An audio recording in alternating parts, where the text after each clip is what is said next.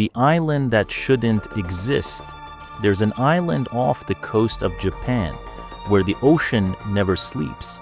From a distance, it looks like a warship, dark, silent, abandoned.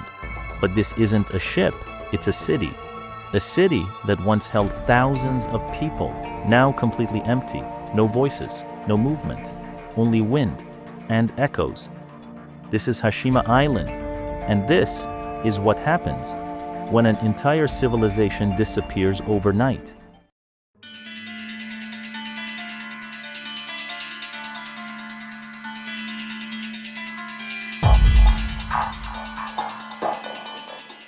A city built on coal, Hashima Island, also known as Battleship Island, lies just 15 kilometers from Nagasaki.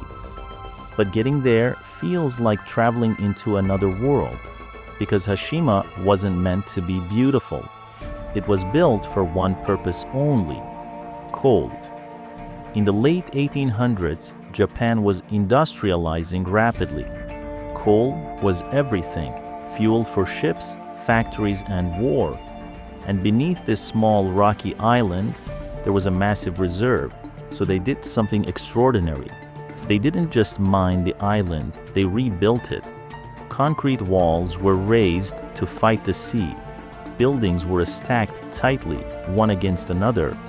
And thus slowly, Hashima transformed from a rock in the ocean into one of the most densely populated places on Earth. Life inside the concrete walls. At its peak in the 1950s, over 5,000 people lived here, on an island barely larger than a football field. Every square meter mattered. Apartment blocks rose high above the waves. Schools, shops, even a cinema, all packed into this tiny space. Children played on rooftops. Families lived side by side in cramped concrete rooms.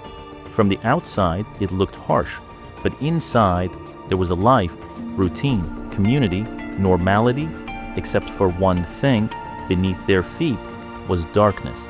Every day, miners descended deep below the ocean floor, hundreds of meters underground, where heat was suffocating, where tunnels were narrow and unstable, where one mistake could mean death. The deeper they went, the more dangerous it became. Gas leaks, flooding, collapses, and yet they kept going, because Hashima wasn't just a city, it was a machine, and every person living there was part of it, the hidden truth. But there's another side to Hashima's story, a darker one. During World War II, forced laborers were brought to the island, many from Korea and China. They didn't come by choice, they were sent to work in the mines under brutal conditions. Long hours, little food, no escape. For them, Hashima wasn't a city, it was a prison. Some tried to flee, but surrounded by open ocean, escape was almost impossible, and many never made it out. For decades, Hashima thrived.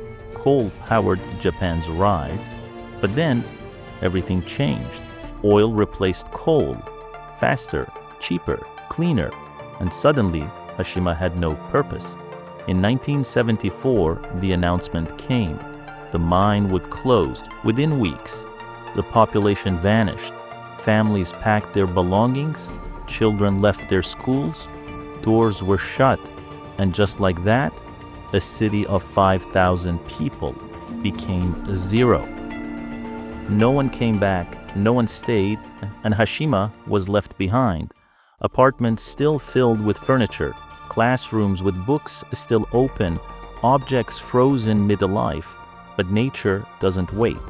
Typhoons battered the buildings, salt corroded the concrete, walls cracked, floors collapsed.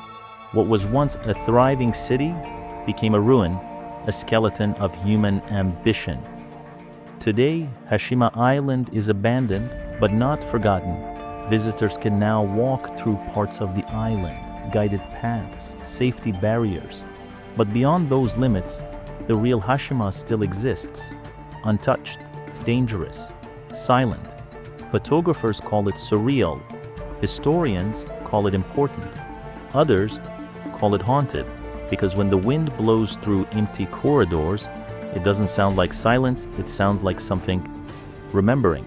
A symbol of human limits, Hashima is more than a ghost town. It's a warning, a place that shows how quickly progress can turn into abandonment, how a city built with purpose can lose it overnight, and how thousands of lives can disappear without a trace.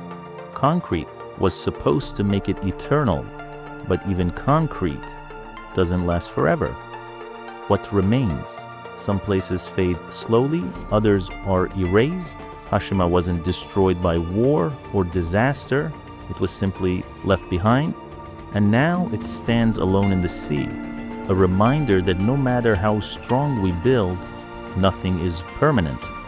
If you listen closely, you might still hear it. The footsteps, the voices, the life that once filled these walls. This was the Forgotten Files.